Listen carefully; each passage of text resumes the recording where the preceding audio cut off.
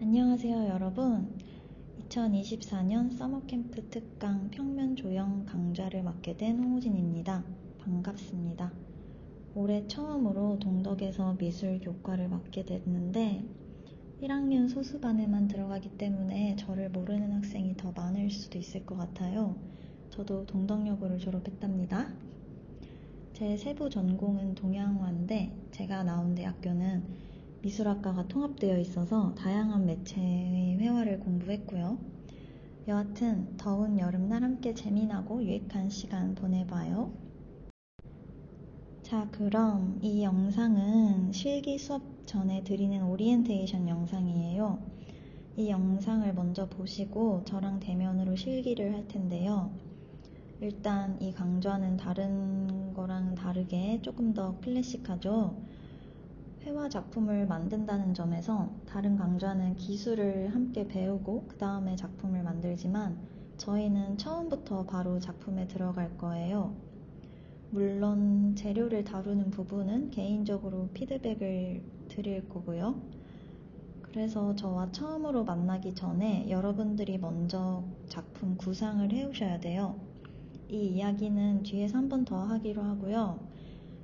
일단 이 영상의 목차는 수업 일정, 이론, 작품 제작 순서로 이야기를 하겠습니다. 먼저 수업 스케줄을 보면 저희는 공식적으로는 8월 1, 2, 3, 5, 6, 7 총 6일 동안 수업을 하게 돼 있습니다. 일주일이라는 시간 내에 한 작품을 완성하는 게 목표고요. 입시 그림이 아니기 때문에 개개인마다 작업 진행 속도가 천차만별일 것 같아요. 학교에서 제공한 일정표에는 첫째 날에 플립 영상으로 대체되고 마지막에 개별 첨삭이라고 적혀 있었을 거예요. 그렇지만 저희는 첫째 날 목요일부터 대면 수업으로 만날 거고요. 매일 개별 첨삭으로 진행할 예정입니다. 여러분들의 사정에 따라 정해진 시간 외에도 유동적으로 진행이 될 수도 있어요.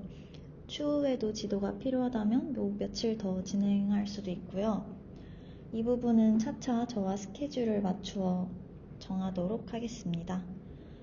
그래도 간략하게 작업 일정을 말해보자면 첫날에 스케치를 진행하고 늦어도 둘째 날까지 완성해서 3일 동안 채색을 진행하고요. 이제 마지막 날에 마무리를 짓는 방향으로 생각하시면 될 것 같아요.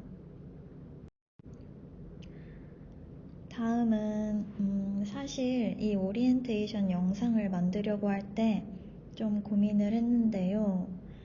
아무래도 평면 조형, 그러니까 미술의 가장 근간이 되는 회화를 얘기할 때 미술사에 대한 얘기를 안 할 수가 없겠더라고요. 벌써부터 막 지겨워지지 마시고요. 저는 대학교 처음 들어갔을 때 이제 비로소 미술사에 대한 공부를 진지하게 했는데 그 점이 아쉬웠어요. 배워야 될 게 너무 많았어요. 친한 친구들이나 다른 학과 사람들을 보면 예고 나온 친구들이 엄청 많았는데 출발점이 아예 다르더라고요. 그 친구들은 고등학교에서부터 미술사를 배워서 오거든요. 같은 걸 배워도 습득하는 게 다른 거죠.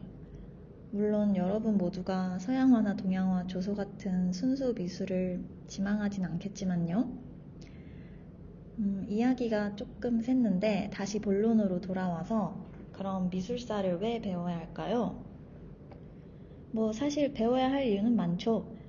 하물며 미술을 전공하지 않는 사람들도 세계와 문화를 이해하고자 또는 교양을 쌓고자 배우는데 그렇지만 전공자들이 배우는 이유는 단순히 교양을 쌓기 위해서가 아니겠죠?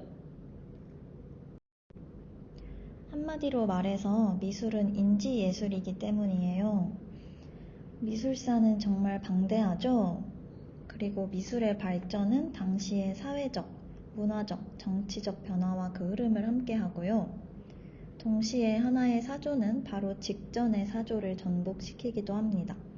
그러니까 우리가 미술을 감상하고 비평할 때 단순히 어떤 취향의 결과물로서 이야기하지 않잖아요. 음악이나 영화는 시간을 필요로 해요. 근데 회화는 어떠한 타임라인이 존재하지 않는 상황에서 눈에 보이는 이미지들을 통해 추리하고 아니면 시대적 상황을 분석하는 과정을 거치게 됩니다. 위대한 예술가가 위대한 이유는 그런 방대한 미술사 속에서 어떠한 새로움을 만들어냈기 때문이고요. 그럼 또 어떠한 면에서 새로움이었는지 공부를 해야 되고요. 물론 다른 예술 분야도 역사가 방대하겠죠. 그렇지만 시각 예술에 비해서 대중화가 잘 되어 있고 어떤 추리의 과정보다는 온전한 감각에 더 치중되어 있어요. 이러한 점에서 미술은 항상 이면의 것들을 파악해야 되기 때문에 다른 예술들에 비해 가장 인지를 필요로 하는 예술인 거예요. 그렇기 때문에 전공자로서 미술을 하겠다고 하면 미술사에 대한 공부가 당연히 바탕이 되어야 하겠죠. 아마추어 미술가들과는 여기서 구분이 되는 겁니다. 다음 화면은 제가 간단하게 정리해본 미술사의 연대기인데요. 12세기 중세 미술부터 그리고 1960년대 포스트 모더니즘까지 각 사조가 나타난 연도를 적어봤어요. 적혀진 연도를 정확하게 다 외울 필요는 당연히 없고요. 그치만 하나 중요한 것이 있다면 이 사조가 왜 나왔는가가 되겠습니다. 저는 오늘은 19세기 이후의 미술, 모던 아트에 대해서 얘기를 잠깐 하려고 합니다. 너무 지루해 하시지 말고 가볍고 재밌게 보셨으면 좋겠어요. 우선 모던이라는 말은 많이 들어보셨죠? 현대적이다, 세련되다 라는 느낌을 주는 단어인데요. 여러분, 국립현대미술관을 MMCA라고 부르잖아요. 이게 뮤지엄 오브 모던 앤 컨템포러리 아트의 약자인데 미술에서 현대미술 하면 보통 모던 아트 또는 컨템포러리 아트라고 지칭을 하거든요. 그럼 모던과 컨템포러리의 차이는 무엇일까요? 사실 두 개는 미묘하게 다른데 우선 컨템포러리는 동시대라는 뜻을 갖고 있습니다.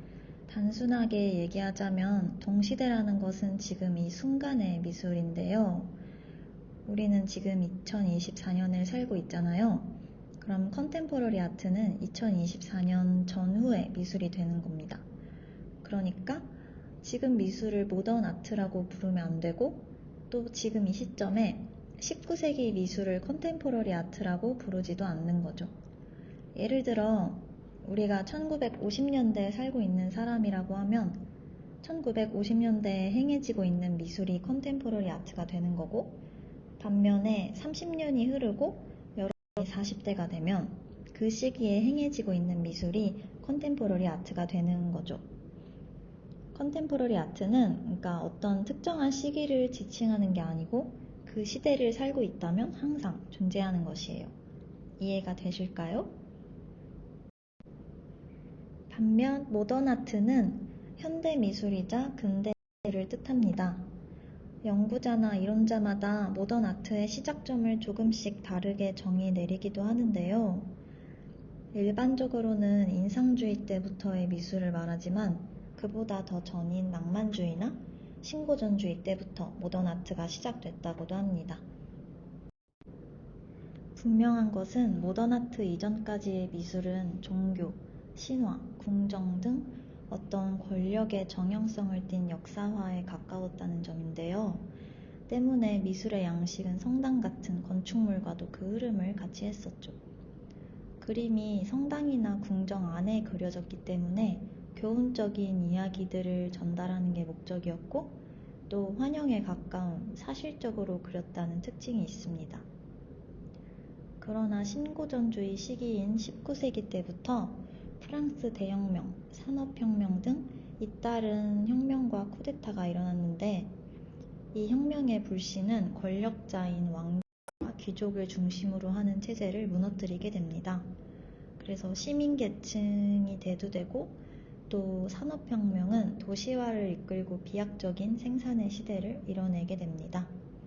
다시 말해 자본주의, 자유주의, 시민사회로의 본격적인 행보가 시작된 시기라고 할 수 있습니다.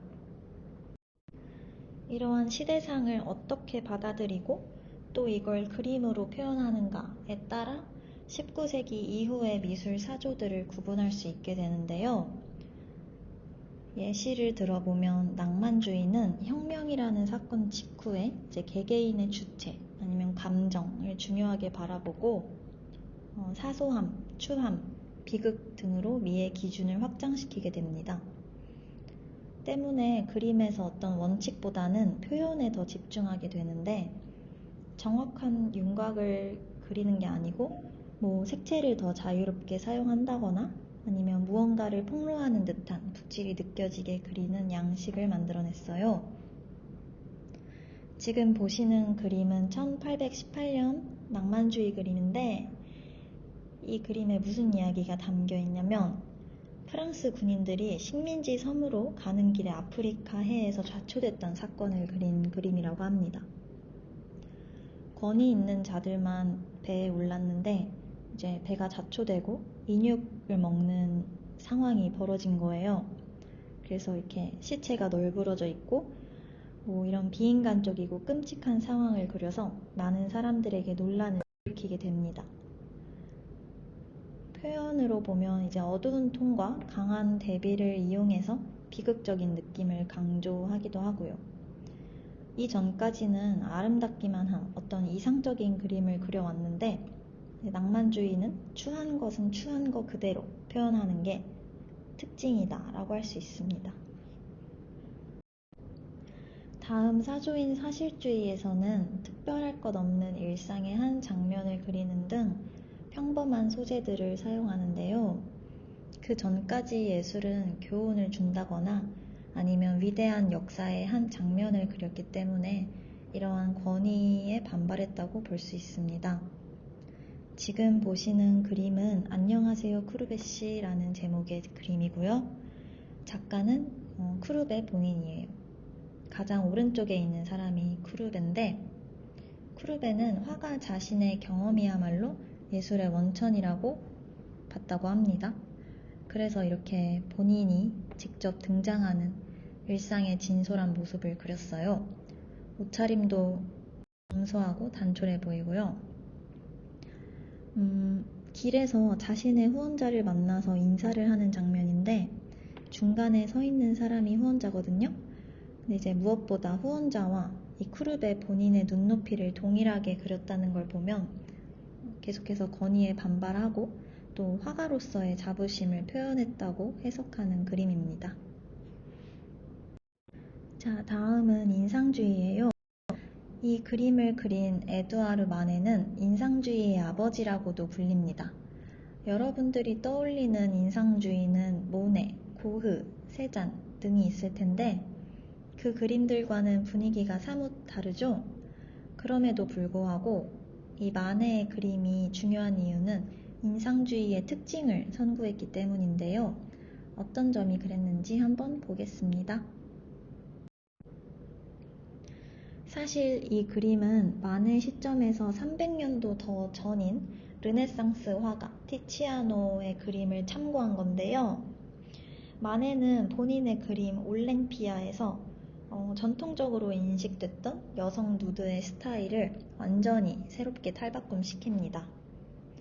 이전까지는 그림에 여성이 등장한다고 하면 신화 속 여신이나 수동적인 여성을 그렸는데 이제 신체 자체를 이상적으로 그리거나 아니면 아름답게만 그리고요. 또 관념적으로 묘사를 했었어요. 그러나 마네 그림에 등장하는 여성은 현실 속의 여성을 그림으로써 어떤 현대적인 삶을 보여주는데 손님이 보내온 꽃다발, 구겨진 시트, 검은 고양이, 한쪽 발에만 걸쳐진 신발 등을 통해 이 여성이 성을 파는 직업의 여성인 것을 드러냅니다.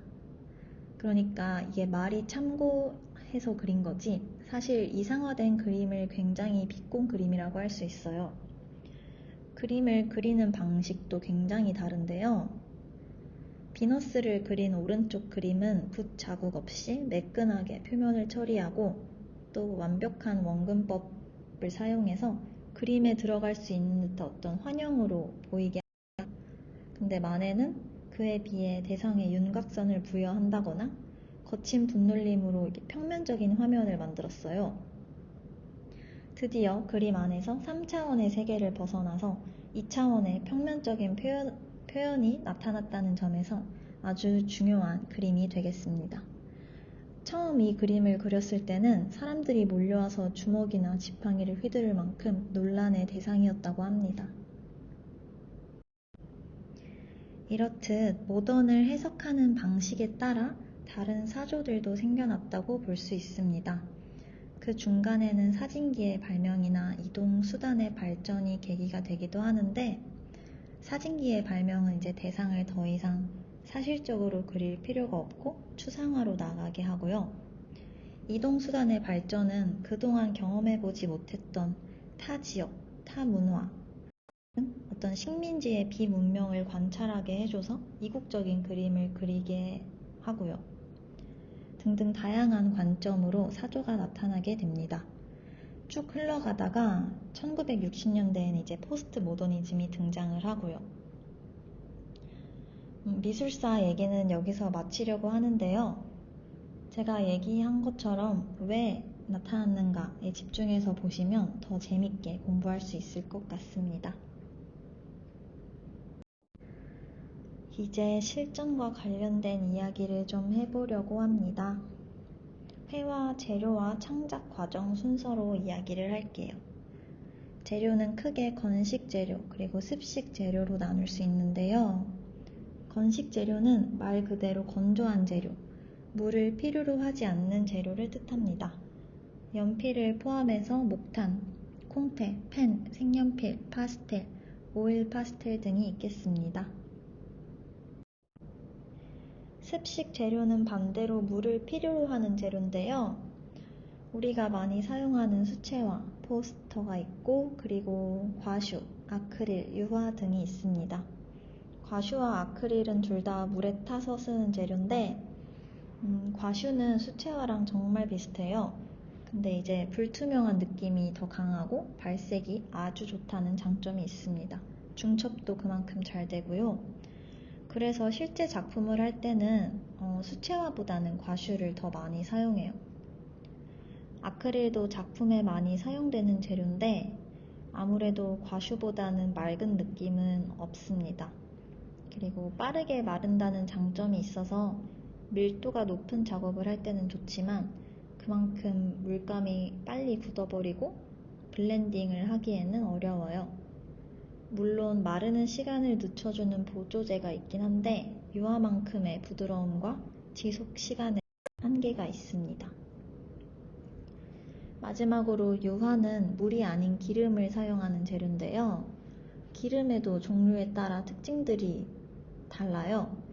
예를 들어 노란빛을 내는 기름이 있다거나 아니면 물감을 더 빠르게 마르게 하는 기름이 있다거나 합니다.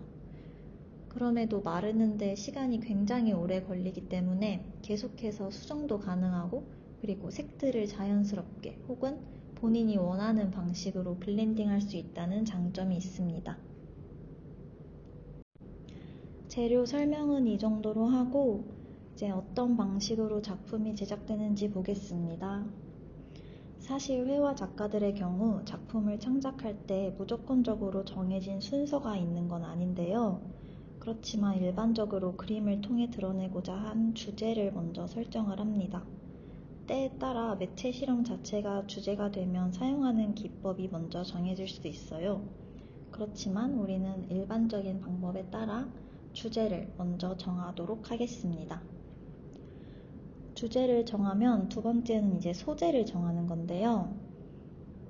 주제를 잘 표현하기 위해서 어떤 이미지들을 사용할 것인가 하는 건데 이건 사물, 공간, 상황 아니면 추상적 이미지 모두 포함될 수 있겠죠? 우리 눈에 보여지거나 의식 속에 존재하는 이미지들을 사용하는 겁니다. 이건 꼭 한 개만 골라야 하는 건 아니고요. 하나를 변형할 수도 있지만 여러 가지를 조합할 수도 있고요. 따라서 소재로 사용할 이미지들을 많이 구해보세요. 추상적인 이미지는 최대한 배제할게요.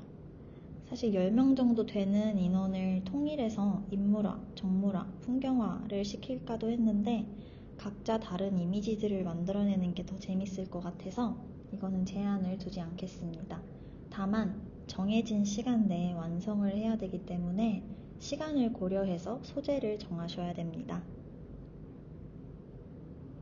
세 번째는 주제와 소재가 정해졌으면 이제 그걸 가지고 아이디어 스케치를 해보는 건데요.